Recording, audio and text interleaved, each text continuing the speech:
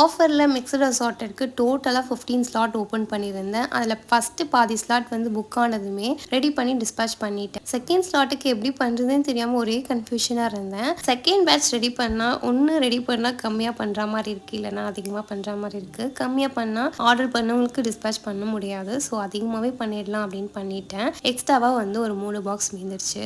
இந்த 3 பாக்ஸை வந்து எல்லாருக்குமே வந்து மெசேஜ் சென்ட் பண்ணியிருந்தேன். 2 பாக்ஸ் புக் ஆகிடுச்சு. 3வது பாக்ஸில் ஒரு என்ன சிக்கல் அப்படின்னா மிக்சட் அசார்ட்டட்ல டோட்டலாக 6 பீசஸ் போட்டுருந்தேன். அதில் ப்ரௌனியில் மட்டும் ட்ரிபிள் சாக்லேட் மிஸ் ஆயிருந்துச்சு. மற்ற ஃப்ளேவரில் எல்லாமே டபுள் பீசஸாக இருந்தது. டோட்டலாக 9 பீசஸ் இருந்துச்சு. ஸோ மிக்சட் அசார்ட்டோட ரிவ்யூவும் கடைசியாக ஷேர் பண்ணியிருக்கேன், மிஸ் பண்ணாமல் செக் பண்ணிக்கோங்க.